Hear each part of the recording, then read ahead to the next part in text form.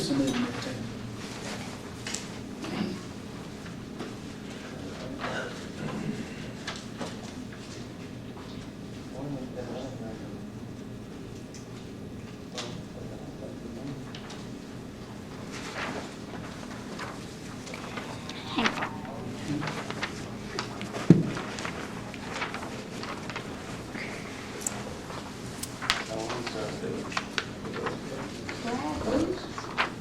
Yeah, that's me. How you doing? I'm doing. How you doing? I think you're politician now. Huh? I think you're politician now. Yeah, I'm good. Yeah. Mhm. You go. If you know the week I've had. You ready? I don't know. Oh, that's good. My mama got How you, pretty girl? You better You shake ain't, the you ain't hand, pretty girl? You can't talk. How you doing, man? What's that? Oh, no. How you doing? I'm doing great. How about you? I'm doing all right. Good. Staying busy.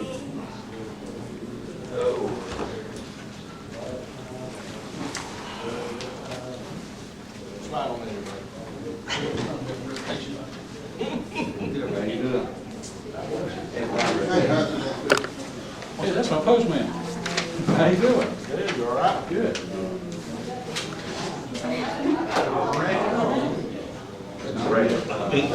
Actually got very, very good last weekend. So we had He's got a skinny head. Christine was in Augusta there for 5 straight days. Warren, you said it was from high country, right? Test. I built my reputation up for that. Right. Yeah, for Brad, he's, listen, he's one of y'all. Just kidding. When they said, Yes, doesn't you have one by working one, we're gonna go ahead and start.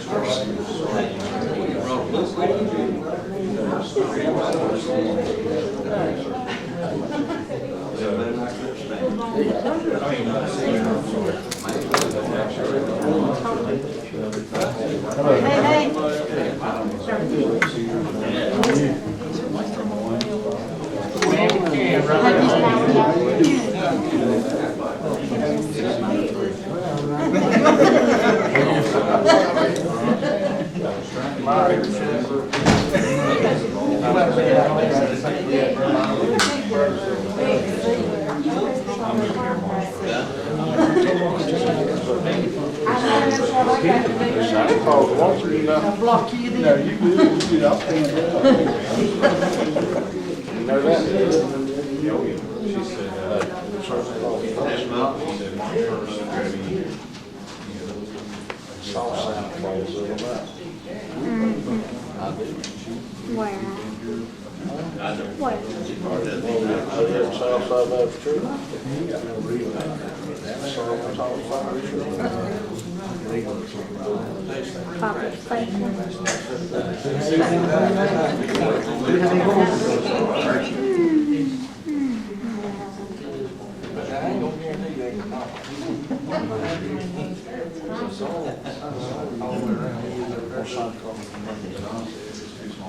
Huh?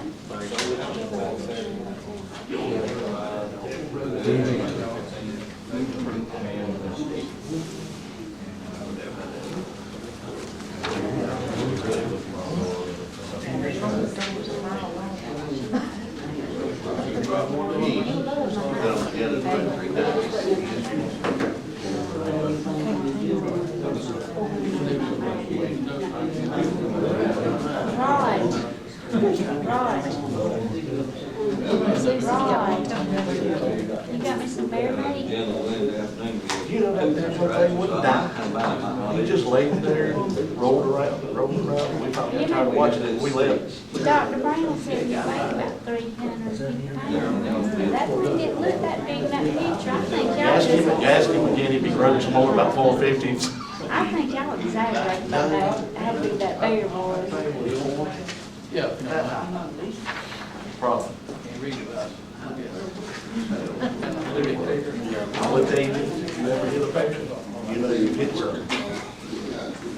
I talked about and let me say Chinese restaurant. I said, are you eating bear there? I was wanting to get him, but I wouldn't let him. He just laid there, packing the ice cream, so I just screwed up everything. But I showed Ray the pictures. He said, that bear ain't weighing no 300 pounds. He's stood that height. I mean, they wasn't no Y'all seven need foot. to take pictures of a bigger bear. You know, they just ain't that popular all over the road, you know? But you remember that when they got loose here? Do what? You remember that when years ago, they got loose in town? Was it a bear?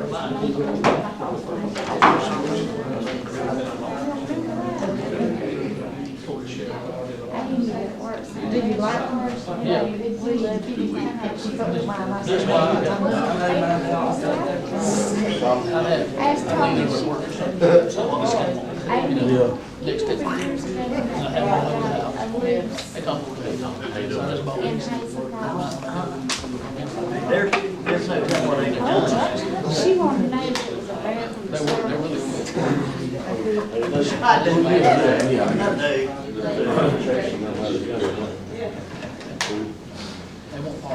Let's call this meeting order. This is our regular monthly meeting of the County Board of Commissioners. Steve, if you would give the invitation, please. Let's pray. Lord, we thank you for this day. We thank you for this opportunity we've had to come together this time to discuss, to work out the business for our counties, our communities. Lord, we just thank you for each one that has come to be a part of this meeting. Pray, Lord, that it's done in a way that would be pleasing to you. The decisions that's made, Lord, would always be pleasing to you. That you bless our country, our leaders, Lord, our local leaders, that you would always keep your hand upon them, that they make decisions for the people that elected them, Lord, not on just what they want to do. We ask that you be with us now, lead, guide, and direct us. In Jesus' name we do pray. Amen.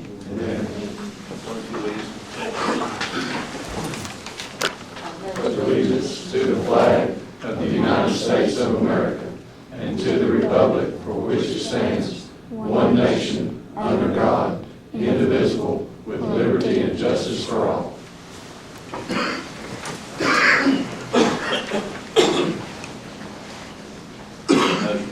Motion to approve the minutes from November 17th, December 2nd meeting. Steve made a motion. Warren second, all those. Financial report, Doug. Thank you, Mr. Chairman.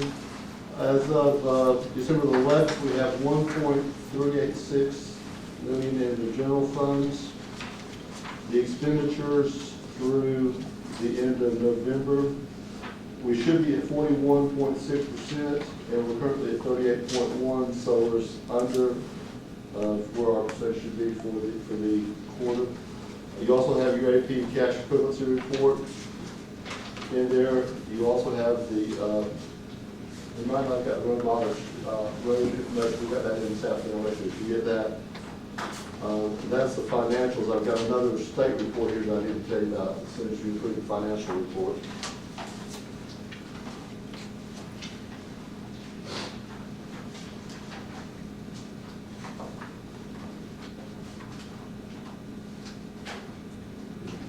I need to approve it. A motion to approve the financials. All right. Go ahead. We received the sales ratio report from the State Department of Audits and Accounts. This is a reflection of when they come down and do an audit of the actual sales of property, and then they do independent assessments and compare it to the assessed value that we have on our digest. For the fiscal year 2015, we received 38.22. The acceptable range is between 38 and 42, so we're right on we're getting to the borderline. We're okay right now. If it gets below 38, then we have some steps that we'll need to take to the board of sessions, but for this year, it was an acceptable range.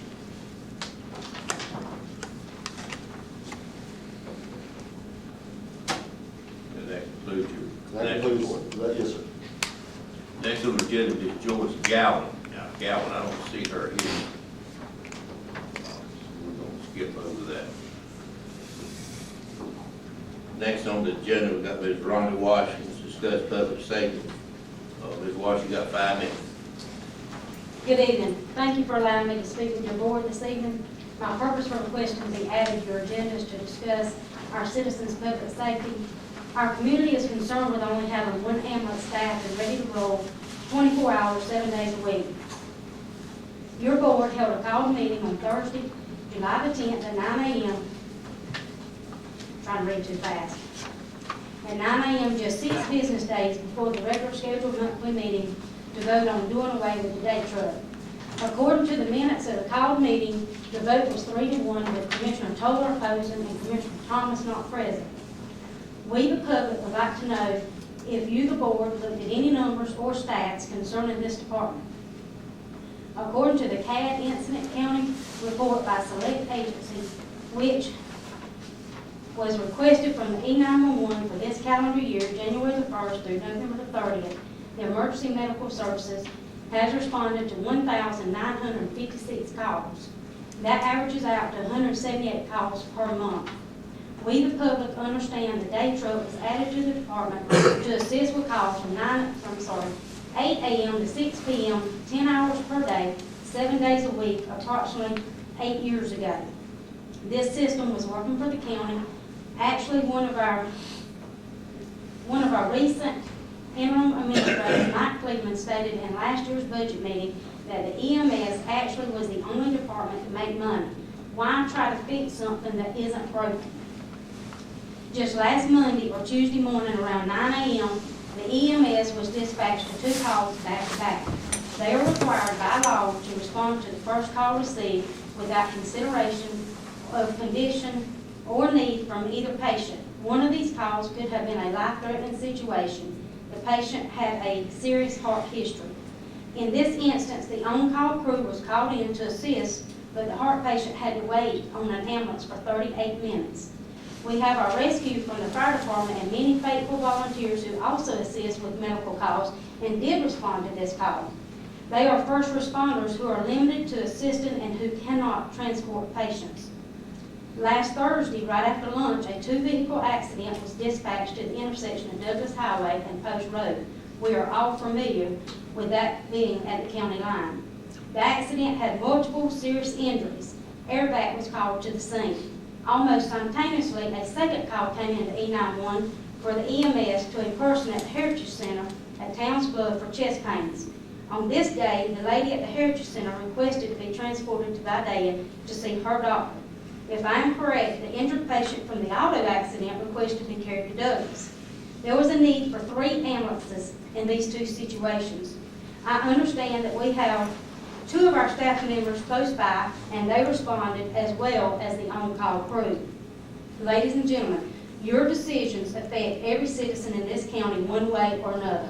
Do you want the cost of a life on your hands? We, the citizens of Jeff Davis County, are asking you to reevaluate your decision in this matter. Ask yourselves, how can you sit there just a few weeks before and vote to raise the property tax by 2.5 mils, which according to a conversation with our county administrator, Mr. Doug Eads, would produce $711,000 of revenue to our county if all taxes were collected 100% for the year. But in turn, your board, cut and delete public services such as emergency services. 1, the public would like a statement from our chairman, Ray Wooten, Vice Chairman Wayne Hall, and Commissioner Wanda Marchant, why the decision was made to remove the day truck. 2, have any of 3 of you looked over or even considered the call volume of the EMS before making your decision? 2, do you feel that you are serving the best interest of everyone in Jeff Davis County? 4, do you feel that lives are or could be put on the line with only one ambulance sitting on ready 24/7? The concerned citizens of Jeff Davis County are requesting your board to at least add the day truck back or add a second ambulance 24/7 for our county benefit to save lives. Thank you all for your time and consideration in this matter. Now, I would like to hand each of you a copy of this report that comes from 911.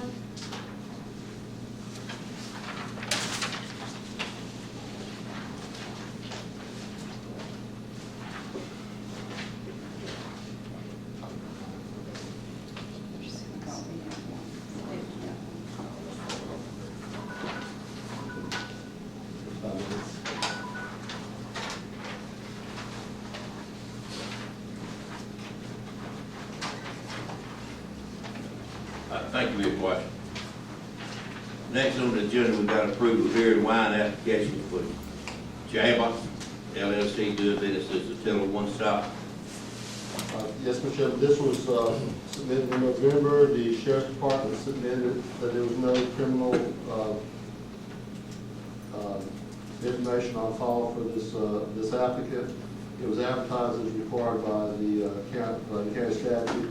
So at this point in time, you're free to proceed on that as you choose.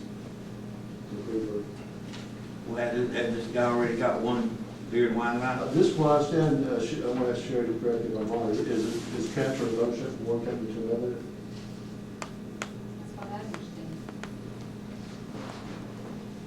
They changing ownership. They just I mean, changing One Stop name. is still there, but it's just different people owning it.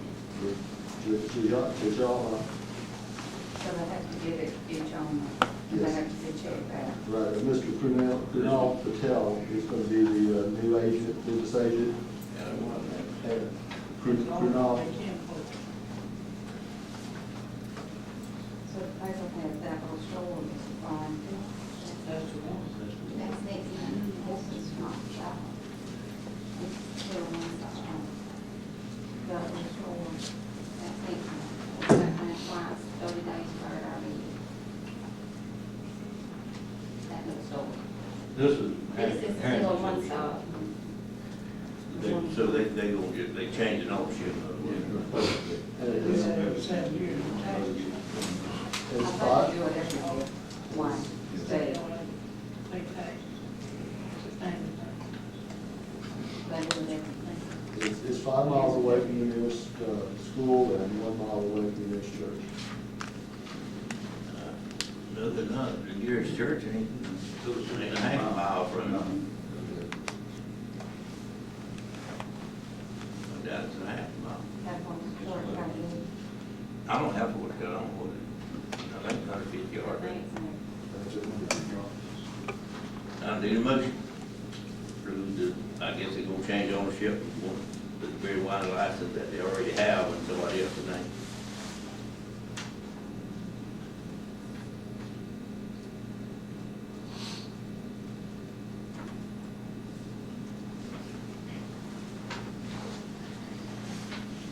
I need a motion to approve it.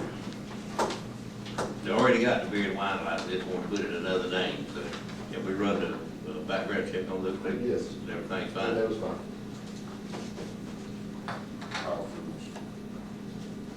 The Roche makes the motion, one is second, all vote. Wayne just voted. Okay. You got 3. Next on the agenda is appoint or reappoint the third regional council member, which is Wayne already, I think, on that, aren't you, Wayne? This is just to report, his term is up, and just to report him to the next term. I need a motion to reappoint Wayne to the same. Motion made, motion. Steve, second, all vote. Next on the agenda is discuss bids for the motor grader. Yes, we put an advertisement out, we sent it to, specifically to the 3 vendors, Caterpillar, John Deere, and to Volvo. Caterpillar and John Deere responded. Everyone has the spreadsheet that I prepared for the bid documents. The engine, the ones that we're using now are the 670, John Deere 670G. We have 3 of those currently operating, and 1 has a floater on it. It has a little bit less horsepower than the Caterpillar 12M3. The price on the John Deere 670 is a total of $245,000. There's 2 annual payment configurations there. One, if we use the balloon payment at the end and have them buy it back.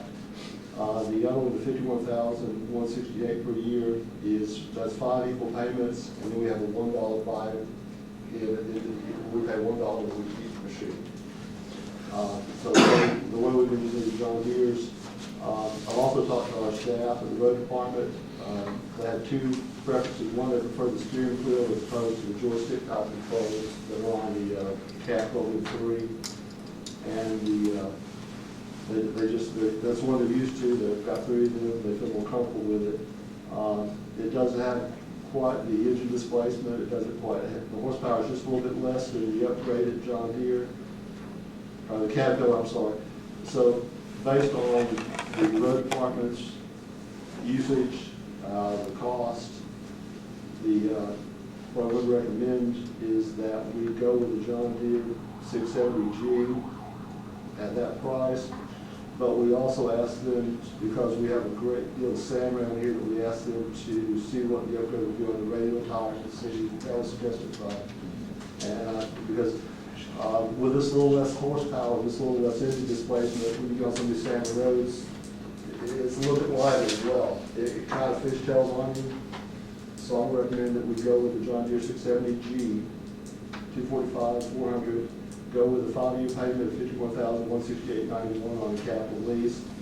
That would have a $1 buyback at the end, and that we ask them to price out the option of the radial tires that would help us on our sandy roads. We're going to 17.5 by 25.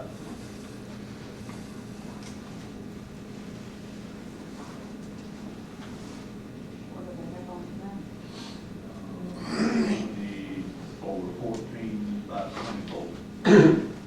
But they have a flat tire rather than a radial tire. This one's going out in Steve's and your area, and where it's sandy, and around Bridgeport and everything. And as long as you got a little bit of rain, it don't. But if you had that rain for 3 months and you start down the road, if you dig in a ditch, the dirty kick out the money.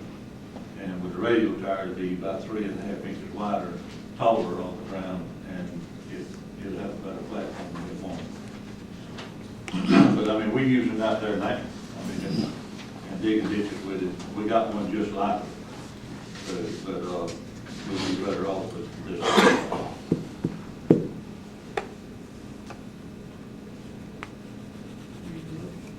Motion, we get it. Wayne made the motion, Steve second, all vote.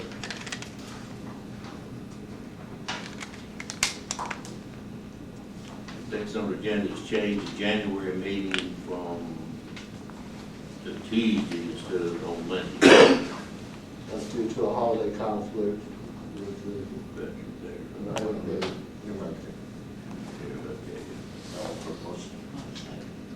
All vote. Next on the agenda is approval of adjustment to non-traditional employees' vacation accumulation hours. Yes, what this is not taking anything away from anybody. What this is doing is giving 3 classifications of every employee in the county since at least 1999 has been receiving 40 hours accumulation for vacation per week. We've had 3 classifications of employees that work more than 40 hours a week. We have the sheriffs, deputy sheriffs work a 48-hour-a-week schedule. For every week, every vacation week they've taken, they've been losing 8 hours. Instead of getting 48 hours at regular schedule, they've been getting only 40 hours. This change to the policy would say that the deputy sheriffs and other employees who work 48-hour schedule will earn 48 hours, regular 8 hours per vacation week, with a maximum accumulation of 144 hours. That's up from the 120 that it currently is. Dispatchers who work a 2-week rotating schedule of 84 hours will receive a 42-hour regular hours per vacation week, with a maximum accumulation of 126 regular vacation hours. And the EMS ambulance employees work a 4-week rotating schedule, and instead of only the 40 hours vacation, they'll actually be getting 45 hours. In their case, they've been using some sick pay to make up for this. What this will do is protect their sick pay. It will give them 15 extra, if they have a 3-week vacation schedule, we'll give them 15 extra hours vacation pay, and protect 15 hours of their sick time, so they won't be having to use it. No employee in this county has received more than 40 hours vacation pay. Everything that over and above that has been coming out of their sick pay. And that's been since at least 1999, going back through our payroll records. What this does is it's not taking away from anything, it's actually giving the due of the hours worked, physical work, to these 3 classifications of employees The average hours, they actually work a 45-hour schedule on their 4-week rotation. You're going to get a 45-hour vacation week. The deputy sheriff works 48 hours, you're going to get 48. The dispatchers work an average of 42. We reviewed with the sheriff, and he's concurred on the bottom two, whichever, and I met with him on a couple months back on that, and he was in agreement with that. So this will be a change, not a change, it's just a clarification to the personnel policy and increases the accumulation. Damn, the service don't give a 40-hour week? That's what y'all did? 40 hours vacation. Yeah. I was asking how many hours a week you work. We Yes, work, and how many hours a week did you get for vacation? How many hours a week do y'all work? 40 hours per week? we work 3 weeks out of the month, we work 48. And we also take off 48 hours a week. So you would want to listen to them. Yeah, it's 40, 48, 24, is the works that average is 45 hours a week.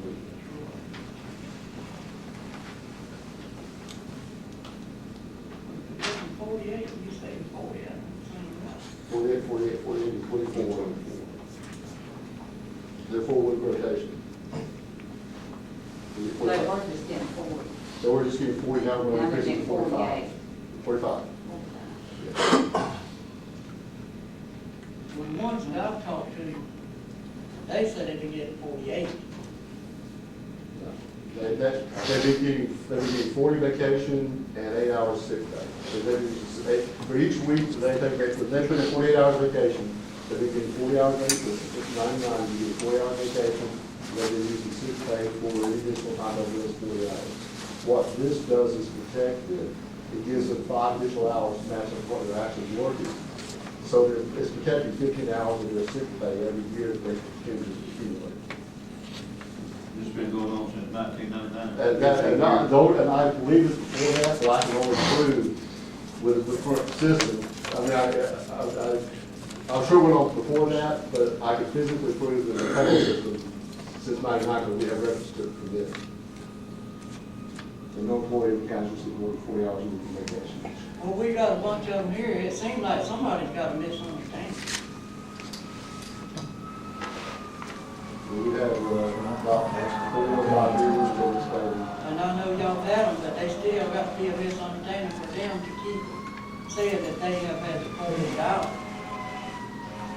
Mr. Towers, I know on the floor. I'm going crazy when I'm there. And if they don't have enough hours of vacation, it comes off their seat. Off that shit. So we try to get enough. I can't Yeah, wait okay, for good, them. 15 hours. So they're actually getting more sick this way. Yeah. And that's what this is saying, according to them. I mean, it seems like to me we've had meetings, or y'all had meetings with them, but somebody still don't understand. It seems like they need to get together and have a meeting to where we can all come together on it. They work different hours than any other department in this county. You're exactly right, and that's why they work 4-week rotation. They work 40 hours, 8 overtime, 3 weeks, and then that 4th week, they work 24 hours. That averages out to a 4-week cycle, 144 total regular hours, 24 overtime hours, which gives a weekly average of 36 regular, 6 overtime, which equates to 45 total regular hours on each week for 4 weeks. That's our average. So what we do is vacation, based on our policy, you can only accrue benefits for hours physically worked. That's in the manual. So we're to make sure we're right and make sure we're giving them the hours that they actually work. We're actually trying to protect their sick pay. For since 1999, they've been getting vacation, but they've been actually using their sick pay to make up for it. We want to protect that and give them that extra 15 hours. So when they take, that they're actually getting for vacation what they actually work, and not having to sick pay to make up for it.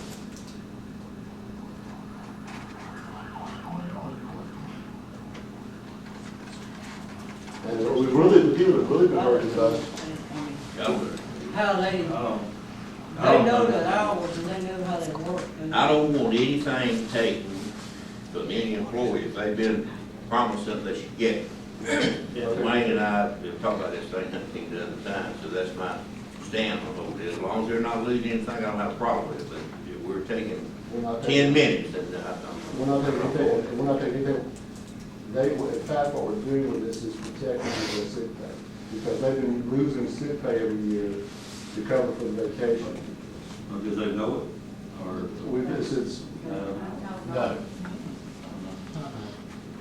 we've had 65 meetings with the farm manager and the assistant farm manager, and we explained to them several times.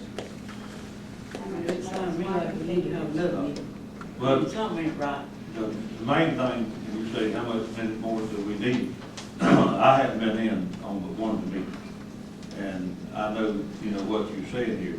I'm like Steve, I know what they say, but, and they tell me that they didn't know that it was coming off their sick leave. Now, I've told Ronnie before, because I can't pay somebody when they don't have the hours. Ronnie's been told. Since 1999, they didn't know.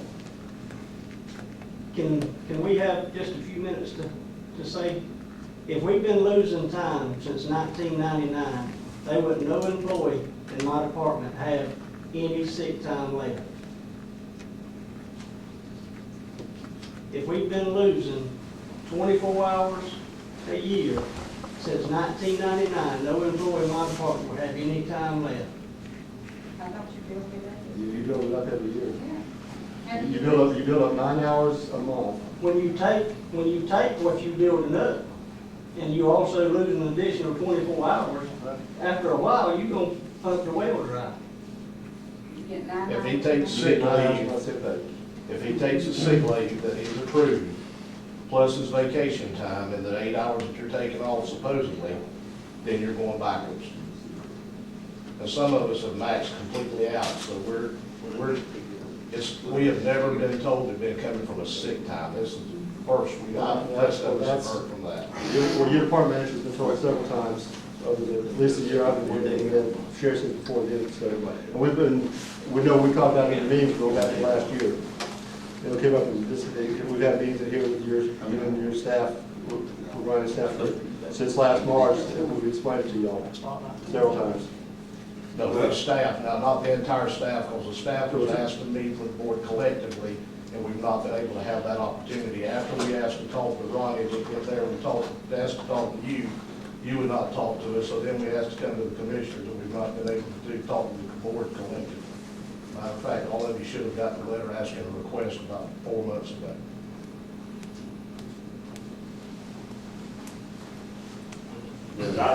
the meeting that I was in, we talked, and then I looked into the last 3 meetings. Okay, I think maybe one or maybe one. But if they got something that was, if whoever the administrator or whatever that was in office with Lonnie Roberts, James Carter, and Mr. Mike, to write up, and I think it went as far back as Blake, if I'm wrong, let's straighten me out. And that they wrote their policy, and that Lonnie Roberts signed it. And, all right, but now that if something's been going on for 20 years, I don't know how long we've had 911, but, or the ambulance, we've had a long time, and we going to change it, then if it's not right and not legal, that's one thing.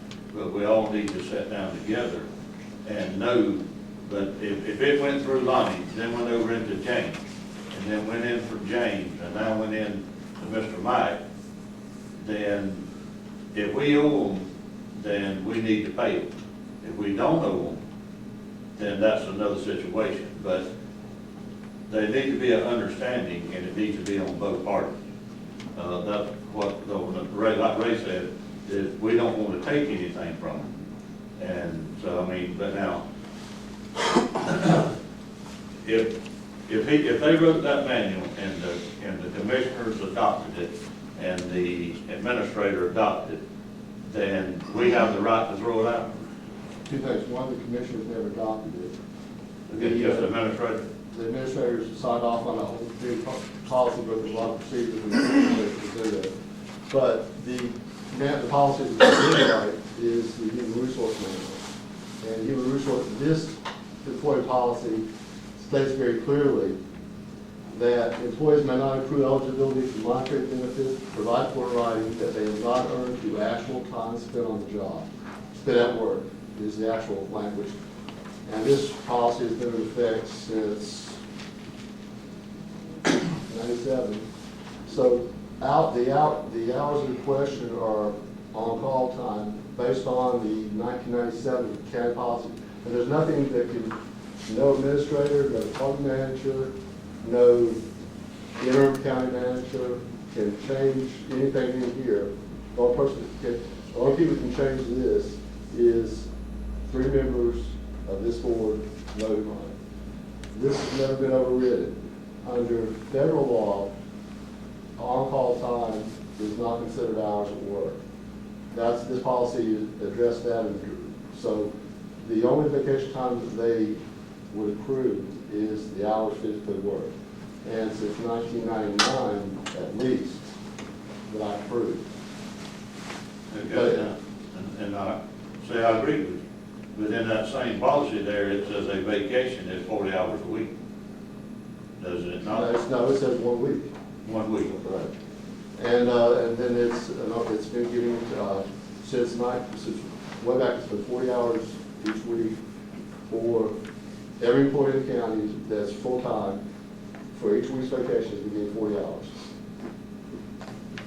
That's all they can get. Yeah, but it says for each week.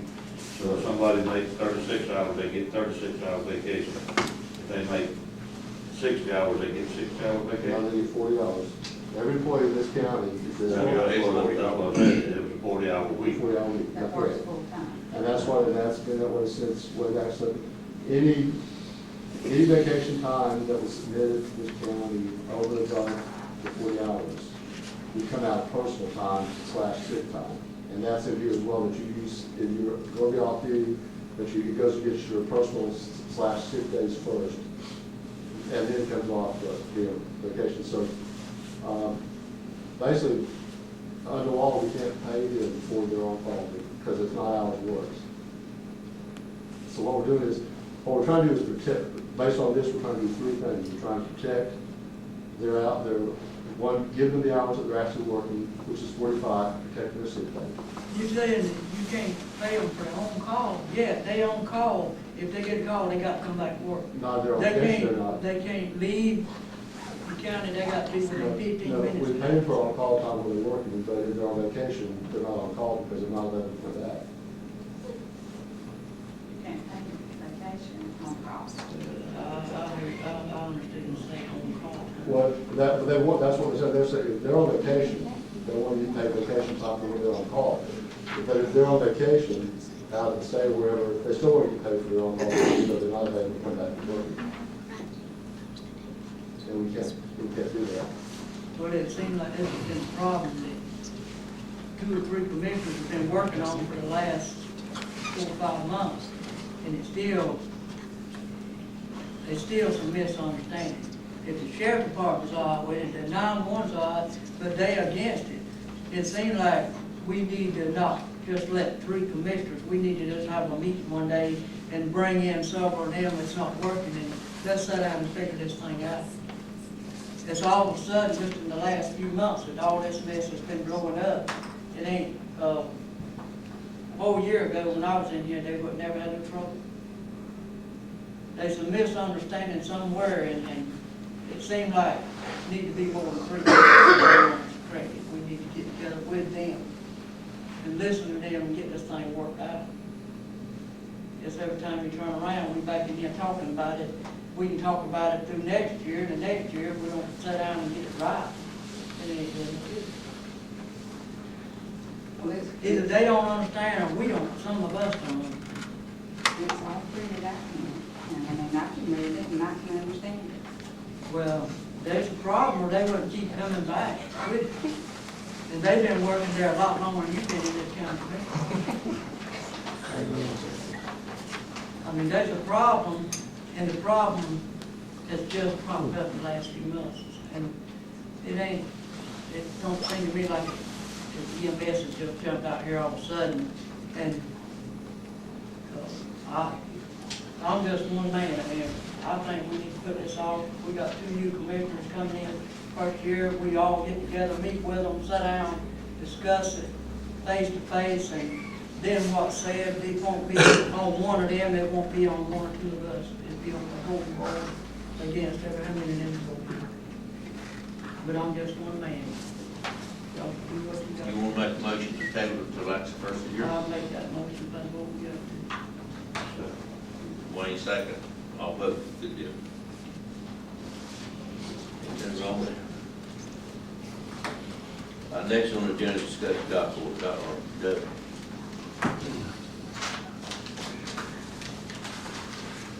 You're shuffling, you take it, you just give me a second.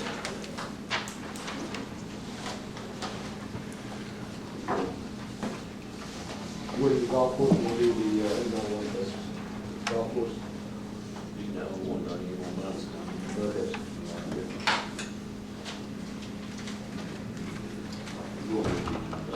Okay. It ain't on mine.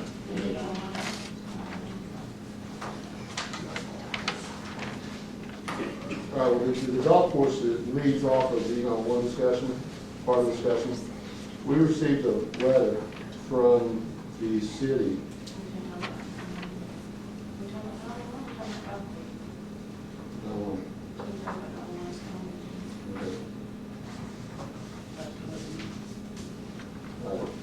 We have an intergovernmental agreement with the city that was entered into on the 17th of February of 2011, where the city was the owner of the golf course and decided that they wanted to convey the golf course and the improvements to Jeff Davis County.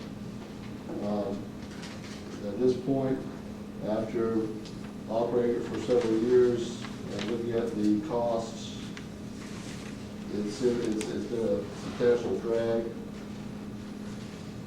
on the operations in the county, and with some budget shortfalls that we look like we're going to come into.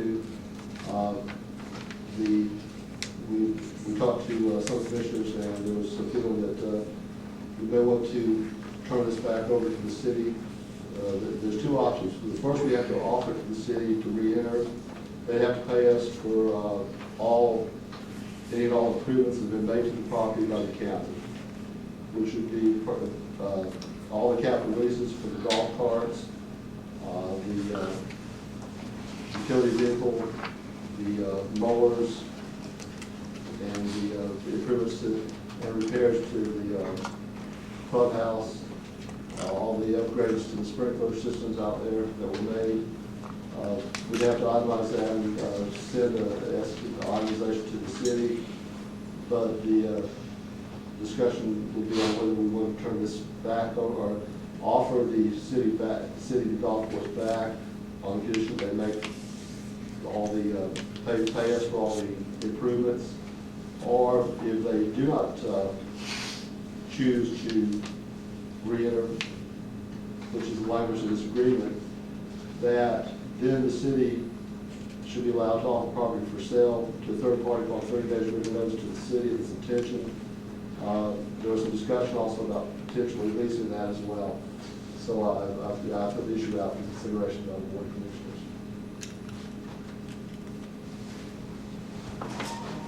It's a substantial cost to the county to operate that, and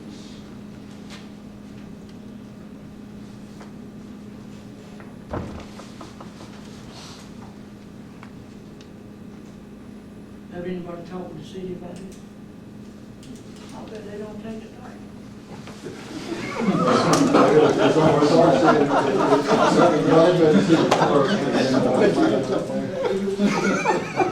But I think the county was recognized about $61,000 in savings, in operational savings a year based on this.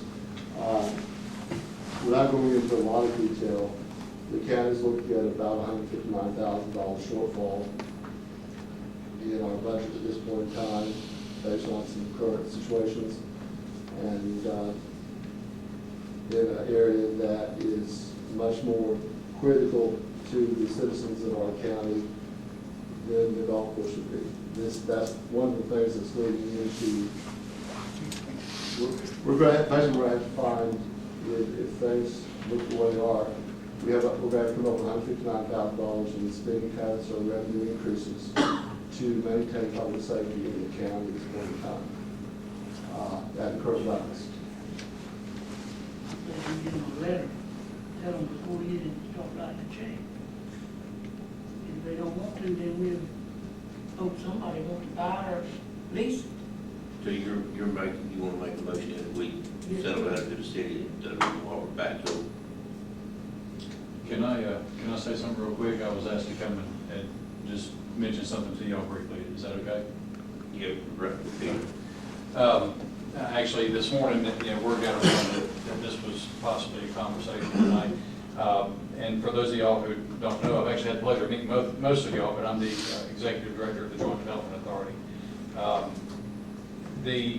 The hopeful intent here, the golf course is actually a good amenity that we try to advertise for the county when we're looking into industrial prospects and things of that nature. And I know that it's really low on the totem pole of priorities with things. What I would like to suggest is if you do approach a city with it, if there could be any kind of conditions that the course be kept open, if the city has the ability to do so. If not, if you look at leasing it to someone or selling it to somebody else, still try to maintain that condition that it be a golf course. Many times, the executives of these companies, that's one of the things that they look at. You know, they want to know that they've got a place to go play golf. I'm an avid golfer myself. And you know, it's hard for some people who may not play golf to understand the passion of the game, but at the same time, it is a good asset to this community. I think it's one of the things that you can say is it's an amenity that we can use to advertise ourselves. And not to mention too, I think here lately there's been a lot more youth participating in golf out there. So I think if y'all will, and moving forward, if you'll give some consideration to trying to maintain it as a golf course, whoever's hands it may wind up in, I think there's a lot of people that I've spoken with today that would really appreciate that. And I'm a weekend warrior myself. I'm moving here after the first of the year. I'd like to give it a shot myself, but I think you're right. If it does go to the city, just some of the experiences I've had, I don't know that the city would have the ability to maintain it. Probably won't, that's probably what we got. But I think there'd be enough people in the county that like it, that might could get together and work out lease or whatever. Thank you. Well, that's all I want to say. Thank you. Thank you. I've got, I'm gonna say this, I've got three children that go to the, take golf lessons. And I do think it's an asset also, but I think the city needs to step up to the plate and do the right thing and take it back. And the county has Town's Bluff, and we try to keep that going. And between the Town's Bluff and the park, the golf course, and the Heritage Center, there's a lot on the county to do. So with $159,000 shortfall because the city don't want to take that far as E911, it would be the right thing to do for the city to look at it and take it back and keep it for our kids. Steve made, or I guess he's gonna make a motion that we send a letter to the county, to the city, asking them to take the golf course back, and however if they choose not to take the golf course back, then give us some leverage, it's maybe leasing it to someone else, or selling it, or ever what we can do, or what legality is on that, or what we can do. But during the meantime, we need to write the letter. Steve made the motion to write it, and we'll get that out tomorrow.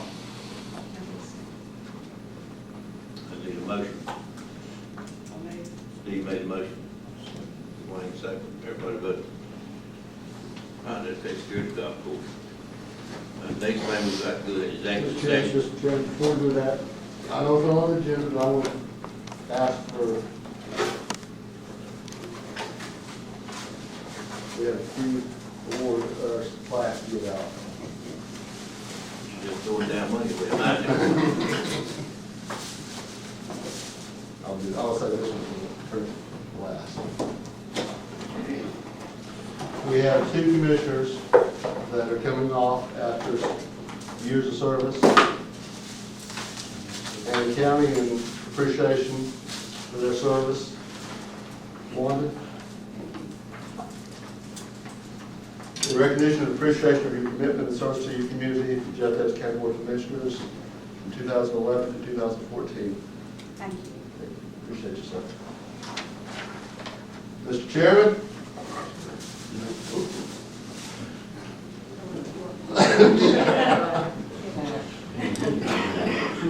In recognition and appreciation of your commitment and services to your community from 2007 to 2014. Like that. Take pictures, Steve. Back to where we started. We're going to the executive session, discuss personnel. When you die, that's what I got. 14.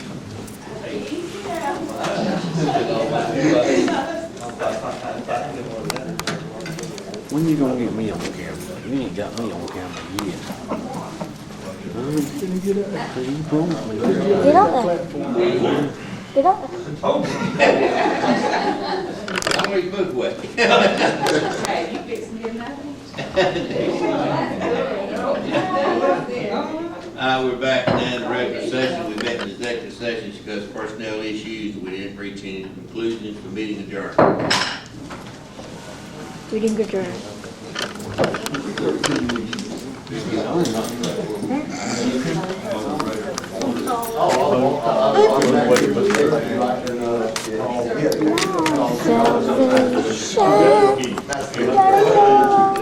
Oh, my starfish is outside. Go ahead and process.